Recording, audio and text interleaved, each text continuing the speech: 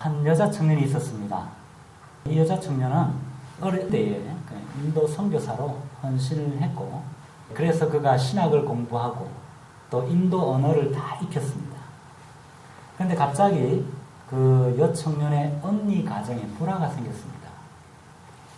이 언니 가정에는 아들 셋과 딸 하나가 있었는데, 그만 언니가 갑자기 병에 걸려서 돌연사하게 되고, 또 얼마 지나지 않아서 그 형부도 역시 돌연사하게 되었습니다. 그래서 이 젊은 청년 예비 선교사가 기도하는 가운데 마음의 결단을 하고 자신을 파송을 해주기로 한 선교단체에 이렇게 편지를 씁니다. 목사님, 저는 인도 선교사가 되기 위해서 지금까지 준비해왔고 또 내 마음에 소원이 있어서 지금까지 헌신해 왔습니다. 그러나 지금은 하나님의 때가 아닌 것 같습니다. 다음에 다시 한 번 더 연락드리겠습니다 하고 편지를 마무리한 후에 그는 선교사의 꿈을 포기했다고 합니다. 그리고 자신에게 맡겨진 언니의 아이들 넷을 열심히 믿음으로 정성껏 키웠습니다. 25년이 흘렀습니다. 이 4명의 아이들 중에서 25년 후에 3명이 선교사로 헌신을 하게 되었다고 합니다. 그래서 그가 다시 한 번 더 이 자신을 파송하기로 한 선교부에 이 아이 셋을 맡기는 그 편지를 씁니다. 이렇게 편지를 썼다고 합니다. 목사님, 하나님께서는 저의 기도를 25년 만에 3배로 이루어 주셨습니다. 이제 저희 3자녀를 인도로 파송해 주십시오. 이들을 하나님의 나라 확장을 위해 쓰임받는 선교사로서 사용하여 주십시오 라고 편지를 썼다고 합니다. 저는 이 예화를 보면서 참으로 감동적이었습니다. 자신의 뜻은 자기가 열심히 준비했기 때문에 그 일을 해야 된다고 했지만 주변의 환경을 통해서 하나님이 말씀하시는 것은 다른 길이었다는 것입니다. 그러나 좌절하지 않고 선교사의 꿈은 자신이 이루지 못했지만 그 자녀들로 인해서 이룰 수 있도록 계속적으로 영적으로 믿음으로 양육했다는 것입니다. 그래서 3배로 하나님이 갚아주셨으면 그가 믿음의 고백을 한 것이죠. 또 한 사람을 소개해드리려고 합니다. 송영인이라는 여자를 아십니까, 여러분? 이분은 어렸을 때부터 신앙생활을 참 잘했던 분이랍니다. 그리고 세상에서는 소위 잘 나가는 여자입니다. 캐리우먼이죠. 37세에 미국 캘리포니아 주립대학 사상 최연소 정교수로 발탁이 되고 또 미 전국 아시아계 교수협회의 회장을 역임했고 캘리포니아 주지사 자문위원과 조지 부시 대통령의 그 아시아계 자문위원 역임하였다고 합니다. 그녀의 남편도 대단한 사람입니다. 국민대 총장을 지냈고 우리나라 국회의원까지 이렇게 지낸 사람입니다. 그런데 어느 날 이 송영일이라는 이 여자의 가정에 시련이 닥쳤습니다. 바쁘게 지내는 가운데 자꾸 이렇게 기침이 나오는 거예요. 그래서 심한 피곤함도 느끼고 기침도 나오고 해서 그냥 시간을 내어서 병원에 가서 진찰을 했는데 처음에는 그냥 천식성 알러지, 우리 미국에서 대부분의 뭐 기침하고 병원 가면 다 그런 이야기 하잖아요. 천식성 알러지라고 약 먹으라고. 그렇게 진단을 받았는데 아무리 약을 먹어도 낫지 않더라고 하네요. 그래서 정밀검사를 받았습니다. 정밀검사 결과가 폐암 말기, 앞으로 2개월밖에 살지 못한다는 사형 선고였다고 합니다. 그때 그녀는 담당 의사에게 이렇게 물었다고 합니다. 선생님, 저 같은 사람이 산 사람이 있습니까? 생존율이 있습니까? 라고 물었다고 합니다. 그때 이 의사가 좀 난감해하면서 애써 눈을 맞추면서 이렇게 이야기했다고 합니다. 아닙니다. 없습니다. 생존 가능성이 없습니다. 2달을 잘 준비하십시오. 라고 하더라고 합니다. 어떻게 보면 이 여자 입장에서는 어려서부터 신앙생활을 잘했고 또 열심히 교회에 나가서 봉사도 하고 헌신했다고 합니다. 그리고 공부도 열심히 했기 때문에 아까 말씀드린 양력이 화려하잖아요. 여러분. 정말 열심히 살아왔기 때문에 오늘 있게 된 것인데 너무나 허망한 생각이 들었어요. 이것은 아닌데 하는 생각이죠. 자신의 남편에게는 천국 갈 준비를 해야겠다고 담담한 마음으로 이렇게 준비하는 것처럼 이야기는 했지만 이게 아닌데, 절대로 아니라. 아직 끝날 수 없다. 분명히 어떤 하나님의 뜻이 있을 거야. 왜 그런지 모르지만 2개월밖에 남지 않을 때는 내가 받아들일 수가 없어 라고 하면서 살 소망을 놓지 않았다고 합니다. 그러던 어느 주일날 그녀가 교회에 가서 말씀을 듣는데 그 말씀이 바로 오늘 본문의 말씀이에요. 죽은 나사로를 살리시는 예수님에 관한 이야기였다는 것입니다. 나사로에 대해서 예수님이 하신 말씀이 특별히 그 가슴을 건드렸습니다. 이 병은 죽을 병이 아니라 하나님의 영광을 드러내기 위함이니라 라는 이 말씀을 듣는 그 순간 그녀는 아멘, 아멘 하면서 스스로 마음속에서 화답하기 시작했고 그러면서 자신감이 생기기 시작했다고 합니다. 자신의 병에 대한 하나님의 뜻을 발견한 것이죠. 말씀을 통해서. 이때부터 그녀는 자신의 병에 대해서 하나님의 뜻을 발견했기 때문에 자신 있게 살았다고 합니다. 죽음을 준비한 것이 아니라 도리어 그는 자신 있게 주님만을 바라보기 시작합니다. 지금까지보다도 더 열심히 말씀을 읽기 시작했고 치료받으면서도 고통 중에 있었지만 하나님의 뜻을 붙들고 그는 끝까지 기도하기 시작했습니다. 이렇게 기도했다고 합니다. 하나님, 이 고난이 축복이 되기를 원합니다. 주님을 믿기에 어떤 순간에도 저는 절망하지 않겠습니다. 모든 것이 하나님의 손에 달렸음을 고백합니다. 하나님이 하실 것을 믿습니다. 나의 고난을 통해서 하나님이 영광 받으실 줄 믿습니다. 하나님, 이 병이 죽을 병이 아니라 하나님의 영광을 위한 병이면 이를 통해서 영광 받아 주옵소서 라고 기도했다고 합니다. 그날 이후로 힘든 투병 생활을 하면서도 더 말씀을 깊이 읽기 시작했고 또 묵상하기 시작했고 뜨겁게 기도하며 찬양하기 시작했다고 합니다. 그 결과에 어떻게 된지 아십니까, 여러분? 생존율 0%라고 했는데 분명히 그녀가 완전한 치유함을 입었다는 것입니다. 여러분, 그녀는 그 간증을 책으로 써냈는데요. 그 책의 제목이 무엇인지 아십니까? 아마 읽어보신 분 계실 거예요. 그 간증집의 제목은 하나님이 고치셨어요 라는 책입니다. 한번 기회가 되시면 한번 읽어보십시오. 정말 감동적입니다. 사랑하는 성도 여러분, 하나님을 사랑하고 하나님의 사랑을 입은 그녀가 비록 죽을 병에 걸렸지만 자신의 병에 대한 하나님의 뜻을 발견하고 어떻게 되었습니까? 그 죽을 병에서 완전한 치유를 경험한 것처럼 우리 또한 마찬가지예요. 오늘 그녀가 들었던 이 본문의 말씀 무엇입니까, 여러분? 이 병은 죽을 병이 아니라는 거예요. 도리어 하나님의 영광을 드러내기 위한 병이다 라는 그 말씀, 이 말씀, 이 시간 저와 여러분들의 가슴 속에 들려질 수 있기를 바랍니다. 정말 우리의 심령에 어떤 문제가 있습니까, 여러분? 어떤 정신적인 질병들, 그리고 육체적인 질병들, 어떤 해결할 수 없는 문제들, 쉼없이 나를 힘들게 하고 고통 가운데 있게 하는 그런 모든 문제들을 해결할 수 있는 것은 여러분 오늘 이 말씀이 들려질 때입니다. 이 병은 죽을 병이 아니다. 이 문제는 죽을 문제가 아니다. 하나님의 영광을 드러내기 위해서 있는 문제요, 있는 병이라는 것입니다. 오늘 그러한 은혜가 이 예배 가운데 있기를 바랍니다. 여러분, 오늘 본문은요, 나사로가 병들어 죽었다가 예수님에 의해서 다시 살아난 놀라운 일을 기록한 바로 앞부분의 이야기입니다. 예수님께서 예루살렘 근교에 계실 때 나사로가 병이 들었습니다. 무슨 병인지는 알 수 없어요. 그러나 병세가 굉장히 위중했다는 것을 우리는 성경을 통해서 발견할 수 있습니다. 그 누이들이 예수님께 사랑을 보내죠. 그 사실을 알려주는 내용이 본문 1절로 3절까지 기록되어 있습니다. 우리의 할 일은 바로 여기까지예요. 알리는 거예요. 기도하는 거예요, 여러분. 사랑하시는 자가 병들었습니다. 하나님, 우리의 성도 가운데 아픈 분이 계십니다. 하나님, 우리 가정에 이런 문제가 있습니다. 하나님, 내게 이런 아픔이 있습니다. 라고 하나님께 기도한다는 거예요. 바로 여기까지 내가 할 수 있는 영역이니까 우리 할 일이에요. 좀 냉정해 보이기도 하지만 그 이상은 우리가 할 수 없어요, 여러분.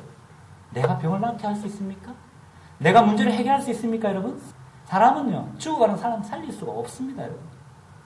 요한복음 10장 31절에 보시면 유대인들이요, 돌을 들어서 예수님을 치료했다는 사실을 통해서 왜 예수님께서 사랑하는 자가 병들었습니다 라고까지만 하라고 하시는지 이유를 알게 되죠. 요한복음 10장 31절에 보시면 그들과 대결하다가는 돌에 맞아 돌아가실 수 있으니까 그냥 피하신 거죠. 나사로가 죽었지만, 사랑하는 자가 죽었지만 지금 현재 문제를 해결하실 수 있지만 그 문제 해결하기 이전에 우회하시는 장면을 우리가 보게 된다는 거죠. 왜요, 여러분? 앞으로도 예수님께서는 해야 할 일이 많아요. 나사로의 병을 고쳐주고 돌에 맞아 돌아가셔도 분명히 역사에 기록이 될 겁니다. 하지만 그보다 더 큰 일이 지금 이후에 있을 것이라는 말씀을 지금 하고 계시는 거예요. 나사로가 지금 죽었는데 즉시 가셔서 고칠 수도 있지만 안 고치신 이유가 있다는 거죠. 여기서 우리는 기도의 방법을 한 가지 발견할 수 있습니다, 여러분. 우리의 기도는 하나님의 사랑을 확인하는 데까지만입니다. 하나님께 위탁한다는 거죠, 기도를. 하나님, 여기까지. 하나님, 지금 현재 내 상황을 알려드리는 거예요. 하나님, 나는 지금 현재 이렇습니다. 하나님, 우리 성도가 지금 이런 상황 가운데 있습니다 라고 알리는 거예요. 병이 낫고 또 병이 더 심해지고 그리고 또 문제가 해결되고 문제가 해결되지 않는 것이 응답이 아니라는 거예요, 여러분. 여러분 기도하셨다면 기도하는 가운데 내가 알려드렸다면 성경에 보면 기도한 후에 받은 줄로 알라라고 말씀하셨잖아요. 그 말씀대로라면 여러분 우리는 여기까지예요. 그냥 아뢰기만 하면 돼요. 그게 성도의 특권입니다. 여러분. 성도는 아뢰었을 때에 하나님께서 하나님의 방법으로 하나님의 때에 해결하신다는 말씀이에요. 보십시오. 사업에 여러분 실패하고 성공하고도 역시 우리가 기도한다고 실패하는 사업이 다시 일어설 수 있는 것은 아닙니다. 물론 일어설 수도 있겠죠. 기도했다고 해결되는 거 아니라는 거예요. 내가 잡이 정말 필요한데 그 잡을 위해서 기도했다고 해서 잡을 줄 수도 있지만 안 줄 수도 있다는 거예요. 이 모든 것들은 하나님의 방법 안에 있고 하나님의 때가 있다는 거예요. 다만 우리는 무엇을 하는 거냐면 기도를 통해서 하나님의 사랑을 확인하는 것밖에 없다는 것입니다. 기도하면요 어떤 마음이 생깁니까 여러분? 기도하면요 하나님이 들어주신다는 믿음의 확신만 있으면 평안한 마음이 들어요. 아 하나님이 나와 함께 하시는구나. 바로 하나님의 사랑을 확신하는 거죠. 우리 여기까지 한다는 거예요. 그 다음 일은 하나님께 맡기는 겁니다. 그러면 하나님이 하세요. 우리가 그 일을 하나님께 맡겨드리지 않으면 하나님 일하지 않아요. 여러분. 우리가 맡겨드릴 때 하나님 일하십니다. 여러분 믿으십니까? 내가 하려고 하면 하나님 일할 필요가 없어요. 한번 해봐라고 놔두는 겁니다. 그러다 보니까 넘어지고 상처 입고 쓰러지는 것이 우리 인생이지 않습니까? 여러분? 오늘 우리 예수님은요. 이 베다니의 나사로와 마리아, 마르다 이 세 형제를 너무나도 사랑하셨어요. 종종 그 집에서 쉬기도 하시고 식사도 함께 하셨어요. 그래서 마리아와 마르다는 이 오라비가 죽어가고 있는 그 소식을 예수님께 즉시로 전했던 거죠.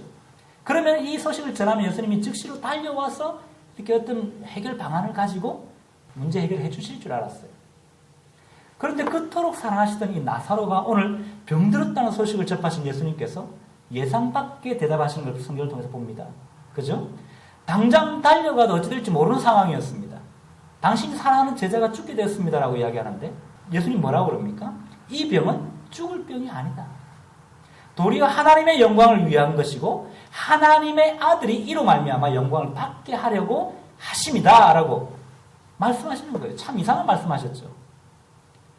그렇게 말씀하시고는 서둘러 가실 생각은 않고 이틀을 더 유했다. 그리고 이틀이 지난 이후에 예수님께서 이제 제자들에게 뭐라고 하십니까?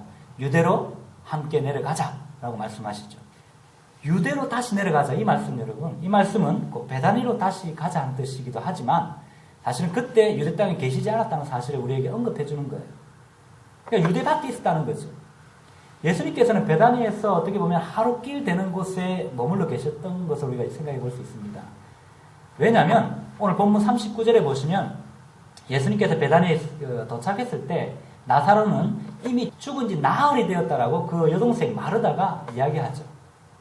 그러니까 죽은 지 나흘 됐으니까 나사로가 위중하다는 소식을 전한 사람이 예수님께 오는 데까지 하루 걸렸다 치고 그리고 예수님이 그 소식을 듣고 이틀을 머물렀고 그럼 3일이죠. 그리고 또 예수님이 오시는 하루 이렇게 해가지고 4일이 된 도착하니까 이미 죽은 지 나흘 되었다라고 이야기하는 것이죠. 그러고 보면 나사로는요 예수님께 알리러 사람이 떠난 그 직후에 죽었을 것으로 우리가 추측해 볼 수 있습니다. 그래서 나흘이 되고 오늘 우리 예수님은 죽은 지 나흘이 된 이 나사로를 살리셨습니다. 이렇게 해서 더 큰 영광을 드러내셨잖아요. 만일 죽기 전에 부지런히 예수님께서 달려가실 수 있었잖아요. 그럼 달려가셔서 그를 고쳤다면 어떻게 됐을까요? 그냥 작은 이적에 불과합니다. 다른 사람들 고쳤던 것처럼 그냥 병자 하나 고친 것밖에 안 됩니다. 그리고 또 만일 예수님께서 이 나사로가 죽은 즉시로 예수님이 살려줬다 하면 어떤 생각을 하겠습니까? 에이, 잠시 기절해가지고 잠시 가사 상태에 있던 사람을 깨운 것밖에 아니야 라고 사람들이 생각했지 않겠습니까? 그런데 오늘 죽은 지 나흘이 돼가지고 이제 장사까지 치른 그 사람을 살렸기 때문에 더 이상 소문이 있을 수 없다는 것입니다. 헛소문은. 굉장한 이적으로 인정할 수밖에 없었다는 거예요. 당시 시대상으로 볼 때 죽은 사람을 살리는 이적은 없었거든요. 여러분. 이와 같이 우리가 당하는 고통 역시 여러분 깊으면 깊을수록 문제가 어려우면 어려울수록 그 문제를 잘 견딘다면 분명히 하나님께서 더 큰 영광과 더 큰 축복으로 갚아주신다는 말씀인 줄 믿으시길 바랍니다. 오늘 예수님께서 이 나사로를 살려서 더 큰 영광을 이룬 것처럼 저와 여러분들 가운데 기도의 제목들이 있습니까? 고난의 깊은 수렁 속에 있습니까? 그 깊은 가운데 믿음으로 한번 걸어보십시오. 분명히 하나님께서 더 크게 더 큰 영광으로 갚아주실 것입니다. 더구나 15절을 보시면 여러분, 내가 거기 있지 아니한 것을 너희를 위하여 기뻐한다고 말씀하십니다. 여러분 한번 생각해 보세요. 하나님이 왜 나의 기도에 곧바로 응답하지 않고 천천히 지연하시는 것 같을까요?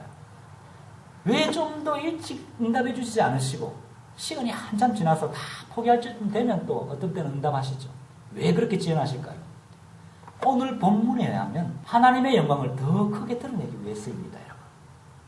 하나님의 영광을 내 문제로 인해서 더 크게 드러내시고 내 질병으로 인해서 하나님의 영광을 더 드러내시기 위해 하나님은 오늘 지연하신다라고 말씀하시는 거예요. 이러한 섭리를 우리가 믿음으로 받아들일 수 있을 때 비로소 우리가 하나님의 영광을 나타낼 수 있는 줄 믿으시길 바랍니다.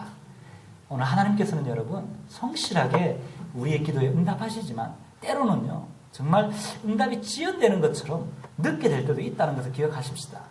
그래서 그럴 때마다 하나님은 여전히 나를 사랑하시고 하나님은 반드시 하나님의 때에 하나님의 방법으로 나를 고쳐주실 것이고 나의 문제를 해결해 주실 것이라는 믿음으로 기도하시기 바랍니다. 우리가 오래 참고 기도할 때에 더 큰 영광으로 하나님 오늘 갚아준다는 약속의 말씀 믿음으로 받아들이시기를 주님의 이름으로 축원드립니다. 사실 여러분 이 예수님의 제자들은요 이미 예수님께서 행하시는 초자연적인 능력들을 많이 경험했어요. 이런 여러 가지 그 이적들을 보았지만 오늘 예수님께서는 그들에게 이제 결정적인 일, 어떻게 보면 지금까지 보지 못했던 이미 죽어 썩어서 이렇게 냄새가 진동하는 사람까지도 살리시는 그 능력을 보여주시는 것이에요. 다른 사람들이 할 수 없는 그 일을 보여주심으로 말미암아 오늘 예수님께서 왜 이 땅에 오셔야 했고 왜 예수님이 앞으로 우리를 위해서 죽으셔야 하고 또 죽은 이후에 예수님께서 부활하셔야 하는지까지 오늘 제자들에게 보여주기 위해서 나사로를 샘플로 삼으신 거예요. 이 사건을 통해서 우리 예수님 속에 함께 하시는 이 아버지 하나님의 역사하심의 영광을 드러내기 위해서 그리고 또한 아버지 하나님과 함께 하시는 아들의 권능과 바로 영광을 제자들이 친히 보게 하시기 위해서임을 여러분 기억하시길 바랍니다. 오늘 예수님께서 나사로가 병들었다는 소식을 들으시고 대뜸 말씀하시기를 좀 이해 안 되는 말씀, 아까도 말씀드렸지만 이 병은 죽을 병이 아니야. 정말 하나님의 영광을 위함이고 하나님의 아들이 이로 말미암아 영광을 받게 하려 하신 것, 바로 그것은 바로 이런 이유 때문이라고 말씀하시는 거예요. 그래서 그저 예수님께서 유대로 가셨다가 잡히시거나 돌에 맞아 돌아가시는 그것을 염려한 제자들에게 이제 더 큰 기적을 보여주기 위해서 당신께서 살아계실 동안에 그들이 꼭 보아야 하고 깨달아야 하고 확신을 가져야 하는 그 일이 있다는 거예요. 그것이 바로 오늘 본문 8절에서 함께 유대로 가자는 말에 내포되어 있다는 것입니다. 너희가 나와 함께 유대로 가서 보아야 할 일이 있다는 것입니다. 그 일이 무엇입니까, 여러분?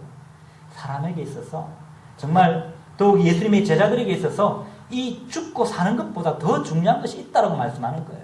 여러분, 그것이 무엇입니까? 예수 그리스도를 바로 아는 거예요.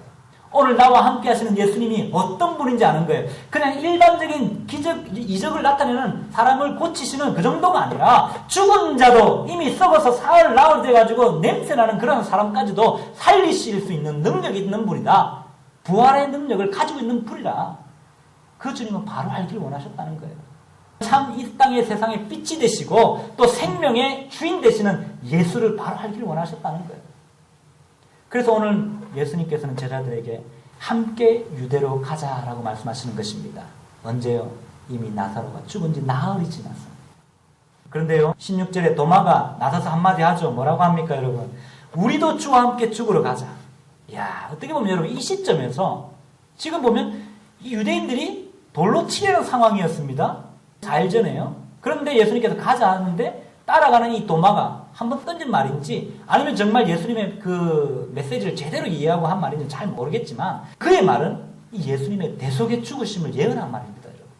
또한 예수님의 십자가까지 따라가야 할 일이 누구의 도리? 제자의 도리라는 것을 말씀하는 거예요. 우리가 이 땅을 살아가면서 예수님의 제자라고 한다면 십자가까지도 마다해서는 안 된다는 거예요. 오늘 주일을 성수하는 데 있어서 고난을 따른다 해서 우리가 주일 성수를 안 한다. 이것이 아니라 하나님의 종으로 살아가는 그 길이 어렵다 할지라도 하나님만을 붙들고 살아가고자 노력하는 것. 우리가 예배자로서 주일날 못 와도 괜찮아요. 못 오신데도 또 다른 날을 하나님께 예배자로 서는 것. 종교개혁자 칼빈은요. 주일이 따로 있지 않다라고 이야기했습니다. 주일은 7일 모두가 주일이다. 쉽게 말해서 하나님이 나를 하는 거예요. 7일 동안 예배하는 삶을 살아가는 거예요. 주일 성수 너무나도 중요합니다. 하지만 어떤 일 때문에 못 올 수도 있어요. 그 못 오는 것은 또 다른 우리가 예배를 통해서도 또 우리가 하나님 앞에 예배로 드리면 괜찮아요. 오늘 여기서 말하는 것은 참 제자의 도리를 알자 하는 것이죠. 오늘 예수님께서 너희가 나와 함께 가서 그것을 보아야 하는데 오늘 도마는 제자의 도리를 이야기하는 것이죠. 우리가 주님과 함께 가서 죽어도 된다. 죽어야 한다라고 말하는 것입니다.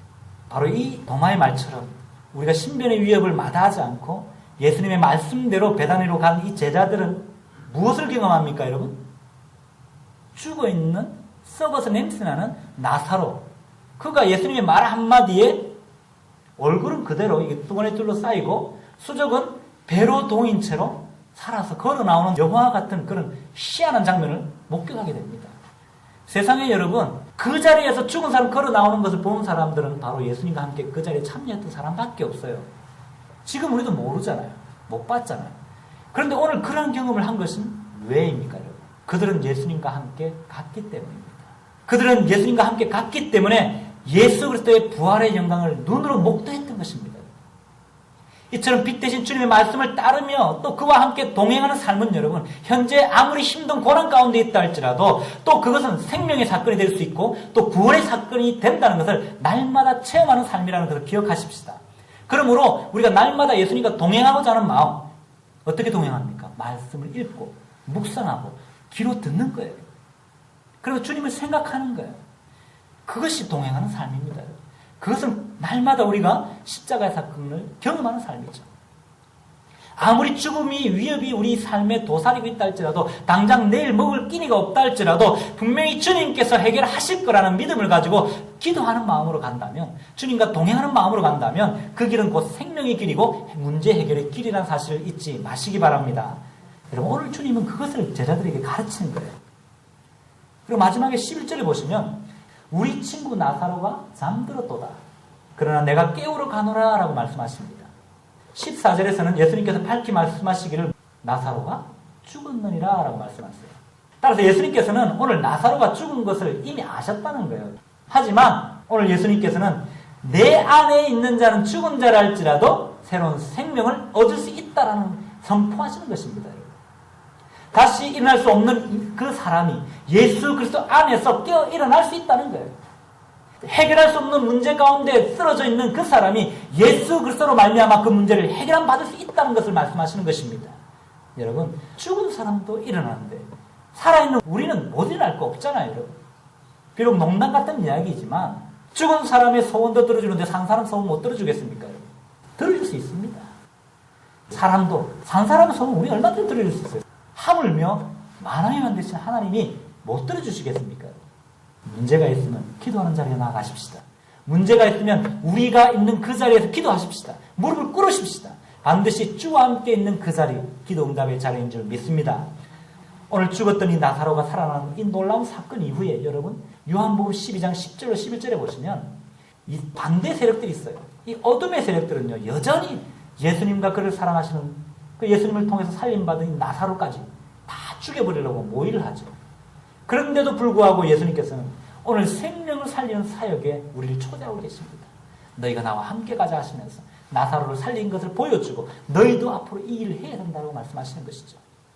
그러므로 오늘 이 밤에 저와 여러분들 또한 우리 주님이 나와 함께 가자라고 말씀하시는 그 음성을 들으실 수 있기를 바랍니다.